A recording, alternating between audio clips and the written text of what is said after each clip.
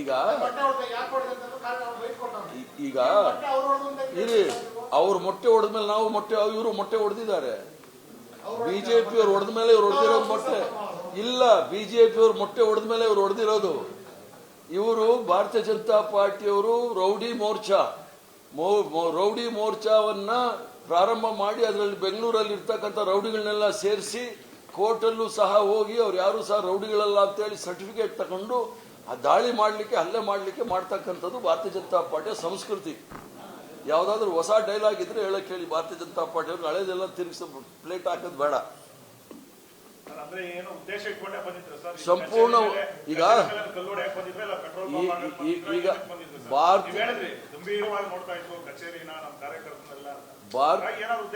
ಭಾರತೀಯ ಜನತಾ ಪಾರ್ಟಿಯ ನಾಯಕತ್ವ ಇಡೀ ದೇಶದಲ್ಲಿ ಕಾಂಗ್ರೆಸ್ ಕಚೇರಿಯ ಮುಂದೆ ಪ್ರತಿಭಟನೆ ಮಾಡಿ ಅಂತ ಹೇಳಿದ್ದಾರೆ.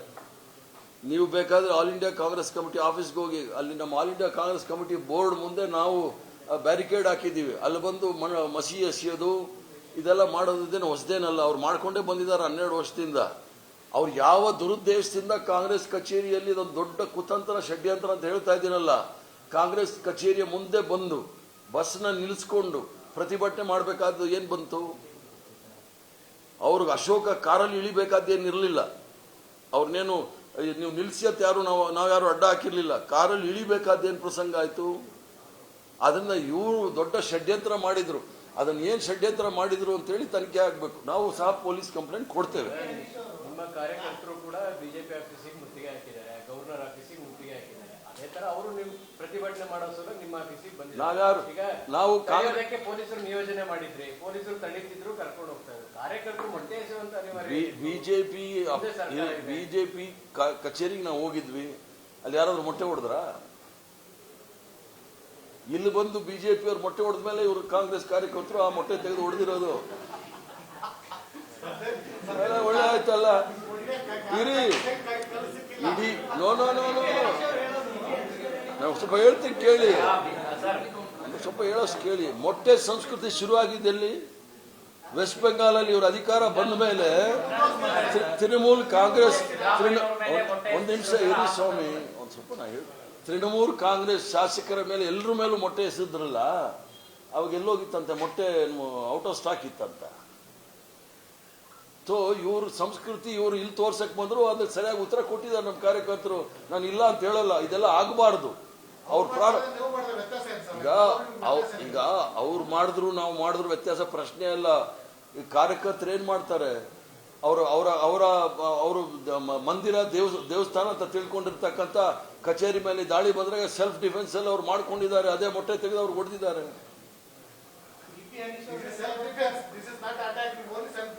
ಸೆಲ್ಫ್ ಡಿಫೆನ್ಸ್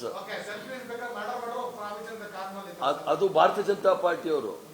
ಅದು ಭಾರತೀಯ ಜನತಾ ಪಾರ್ಟಿಯವರು ಪಾಕಿಸ್ತಾನ ಹಿಂದೂ ಮುಸ್ಲಿಂ ಅಂತ ಹೇಳಿ ಮಾಡ್ತಾರೆ ನೋಡಿ, ಅದು ನಮ್ಮ ಕಲ್ಚರ್ ಅಲ್ಲ.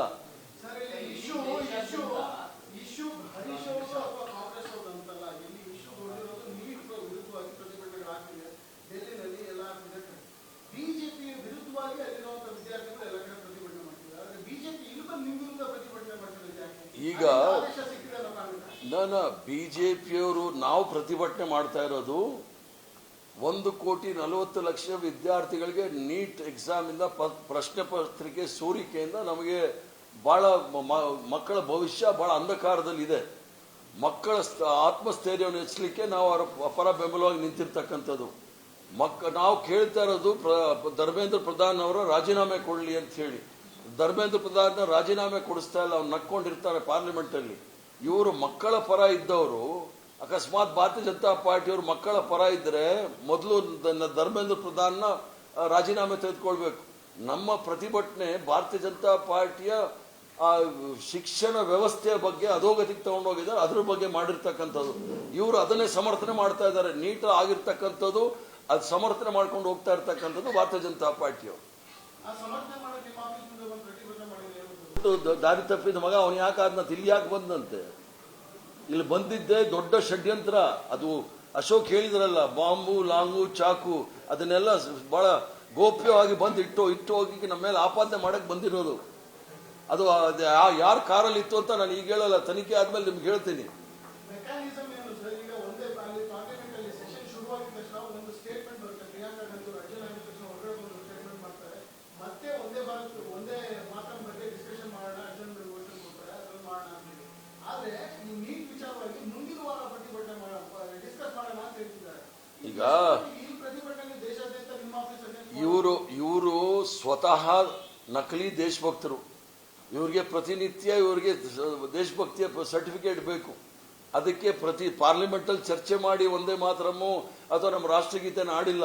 ಇದು ದೊಡ್ಡ ಚಳವಳಿಯ ಮೂಲಕ ಬಂದಿರತಕ್ಕಂಥದ್ದು. ರಾಷ್ಟ್ರಗೀತೆ ಆಗಲಿ ಅಥವಾ ಒಂದೇ ಮಾತರಂ ಆಗಲಿ, ಇವ್ರು ಆ ಥರ ಅದ್ರ ಬಗ್ಗೆ ಗೌರವ ಇದ್ದಿದ್ರೆ ಅದನ್ನೆಲ್ಲ ಪಾರ್ಲಿಮೆಂಟಲ್ಲಿ ಚರ್ಚೆ ಮಾಡಲ್ಲ, ಜನಾಂದೋಲನ ಮಾಡಬೇಕಾಗಿತ್ತು.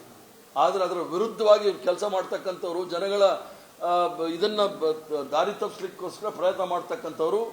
ಇವ್ರು ಹೇಳಬೇಕಾಗಿರೋದು 22 ಜನ ಮಕ್ಕಳು ಆತ್ಮಹತ್ಯೆ ಮಾಡ್ಕೊಂಡಿದ್ದಾರೆ, ಅದಕ್ಕೆ ಯಾರು ಜವಾಬ್ದಾರಿ ಅಂತ ಹೇಳಬೇಕು.